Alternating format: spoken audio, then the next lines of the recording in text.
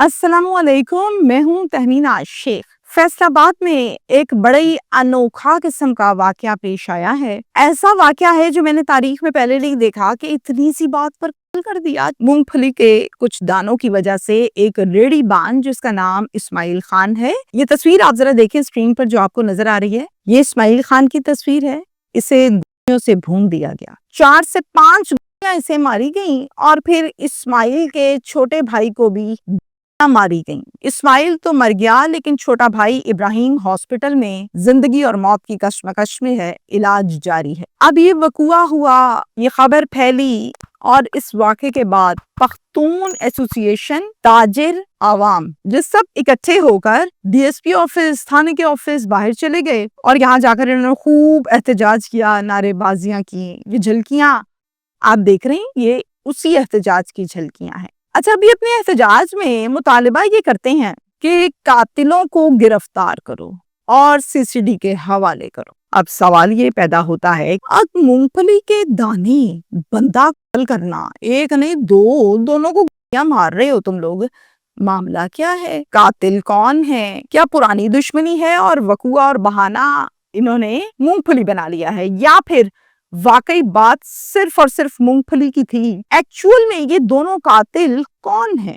ये वाकया पेश आया है फैसलाबाद में। घर के सरबराह का नाम है इस्माइल खान। इस्माइल खान एक शादीशुदा आदमी है, इसकी औलाद भी है और ये किराए के मकान में अपने बच्चों को लेकर रहता है। जब हम आबाई घर की बात करते हैं तो वो इसका केपीके में है, पीछे से, यानी केपीके का रहने वाला है। फैसलाबाद में ये रेडी लगाता है और वो रेडी है जिसको लेके फिरते हैं, और उस पर ये मूंगफली बेचता है, मकई के दाने बेचता है, भुने हुए चने बेचता है, कुछ गोल गोल से मीठे कलर के दाने वो भी ये बेचता है। यही इसका कारोबार है। 18 दिसंबर को जुमेरात का दिन था और रात का टाइम 8:30। उस टाइम इसने समुद्री रोड पर रेड़ी लगाई हुई है। चूंकि सर्दियों के दिन है तो रेड़ी पर जो बिक्री है, जो सामान है, इसका बिक जाता है। बहुत से लोग फैसलाबाद रोड, समुद्री रोड पर आते जाते हैं। अब इसने रूटीन के मुताबिक वहां पे रेड़ी लगाई हुई है। एक बाइक आती है, इसकी रेड़ी के पास आके वो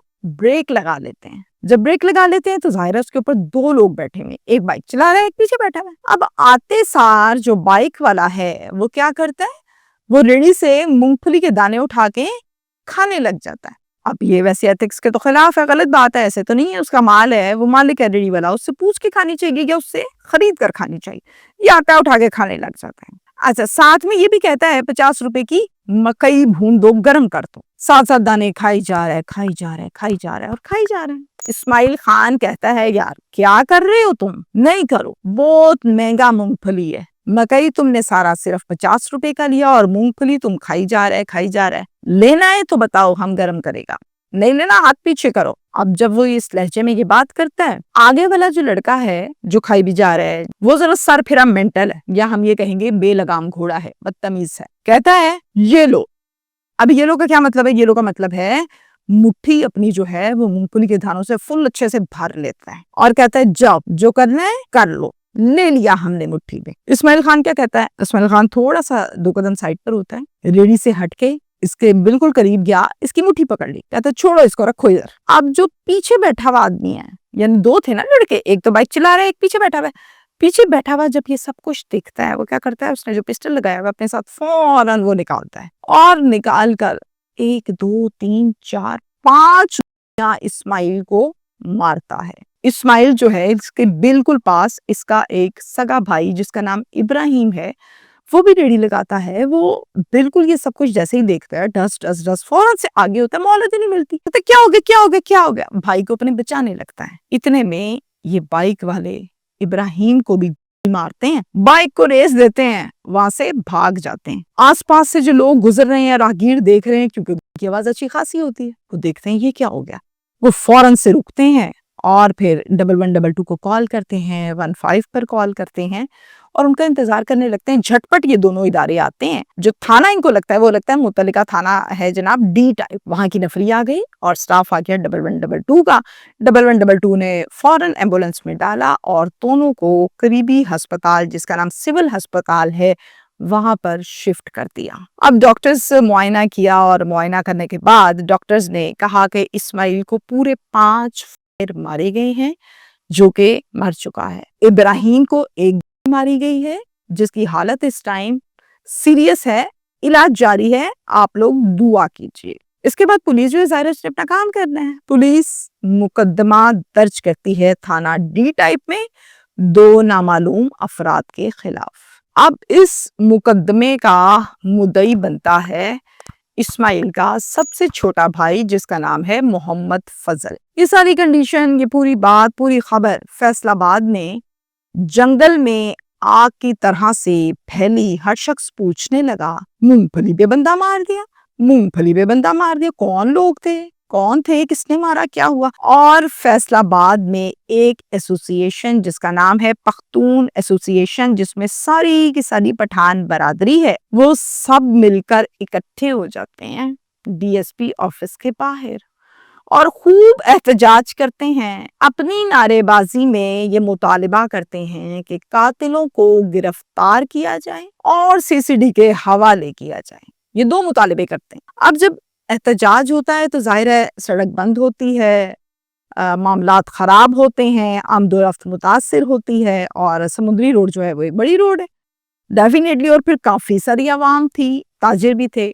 تو جناب سینئر افسران کو اس احتجاج کا پتہ چلا، مطالبے کا پتہ چلا، اس غارت کا پتہ چلا، تو انہوں نے فوراً سے ایک کمیٹی تشکیل دی اور اس کمیٹی میں سینئر افسران کو ڈالا گیا اور یہ حکم جاری کیا گیا کہ ملزمان کو فوراً سے گرفتار کیا جائے، مطالبے کو پورا کیا جائے اور احتجاج بند کروایا جائے۔ اس حکم کی تعمیل کے لیے ڈی ایس پی صاحب فوراً سے آتے ہیں ان احتجاجیوں کے پاس اور جناب آ کر پختون ایسوسی ایشن سے آپس میں بیٹھ کے مذاکرات کرتے ہیں۔ کیا کہتے ہیں؟ ہمیں تھوڑا سا وقت دے دیں، ہمیں نہیں پتا کہ کون لوگ ہیں قاتل، نہ آپ لوگ بتا پا رہے ہیں، ہمیں تھوڑا سا ٹائم دے دیں، ہم نے ایف آئی آر درج کر لیا، ہم آپ کے قاتل پکڑیں گے، یہ ہماری ذمہ داری ہے، ہم محافظ ہیں آپ کے، یہی ہماری نوکری ہے، آپ تھوڑا سا تحمل سے یقین رکھیں، احتجاج کو بند کریں، ہم بندے پکڑ کے آپ کو باقاعدہ دکھائیں گے، آپ کی تسلی کرائیں گے۔ یہ ساری جب گفتگو ہوتی ہے تو جو پختون ہیں وہ کہتے ہیں چلیں ٹھیک ہے، اور اس احتجاج کو بند کر دیا جاتا ہے۔ میرے پاس اچھی خبر یہ ہے کہ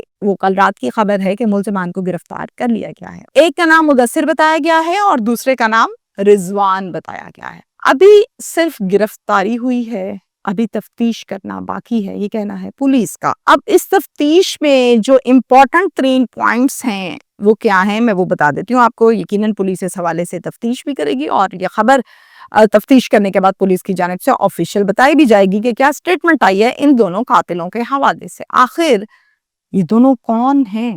یہ بائک جس پر یہ آئے ہیں، یہ بائک کس کی ہے؟ کیا یہ بائک پہلے کسی مقدمے میں استعمال تو نہیں ہوئی؟ اور مدثر اور رضوان کیا یہ دونوں آلریڈی کرمنلز ہیں یا عام شہری ہیں، کوئی نشئی ہیں، قاتل ہیں، بھتہ خور ہیں، ڈاکو ہیں، چور ہیں، کون ہیں؟ اور سب سے امپورٹنٹ سوال یہاں پر یہ ہے، بات یہ ہے کہ دیکھیں یہ جب آئے ہیں انہوں نے پسٹل آلریڈی لگایا ہوا ہے، ان کی ریڈی والے سے کوئی دشمنی نہیں ہے، جھگڑا تو صرف اور صرف مٹھی پر ہوا ہے جو مونگ پھلی کے دانے ہیں۔ اب جب یہ سچویشن ہے اٹ مینس کہ پسٹل تو پہلے کا لگا ہوا ہے، تو کیا یہ پسٹل لگا کے پھرتا ہے؟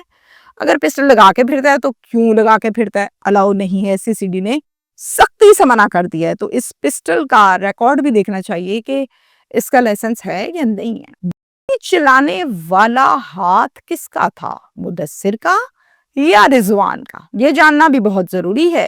سہیل ظفر چٹھا صاحب نے ایک بڑی کلیئرلی پریس کانفرنس کی تھی، بڑا بلنٹلی بات کی تھی کہ دشمن دار ہے نا، لوگ ایزیلی یہ جواب دے دیتے ہیں جی ہم دشمن دار ہیں اس لیے ہم نے پسٹل رکھی ہوئی یا ہم اسلحہ رکھتے ہیں، تو دشمن دار یا تو صلح کر لیں یا پھر پاکستان چھوڑ دیں، دبئی چلے جائیں، اسلحہ میں نے نہیں رکھنے دینا۔ بڑا کلیئرلی یہ جواب آیا تھا۔ میں اپنی میجورٹی کیسز میں، پروگرامز میں، اپنی سٹیٹمنٹ میں، اوپینین میں، تجزیے میں یہ بتا چکی کہ جب تک اسلحے کی خرید و فروخت کو سٹرکٹلی چیک نہیں کیا جاتا، ایک غارت رکنا مشکل سا کام ہے۔ کیوں؟ آن لائن جا کے پسٹل خرید لیتے ہیں، گئے جا کے آرام سے 20,000 30,000 کی پسٹل خرید لیتے ہیں۔ یہ بات مجھے اس لیے پتا ہے کہ جب ملزموں پہ انٹرویوز ہوا کرتے تھے، ہم کرتے تھے تو اسے پوچھتے تھے، وہ کہتا تھا ہمیں تو 10,000 کا لیا، میں نے تو 15,000 کا لیا۔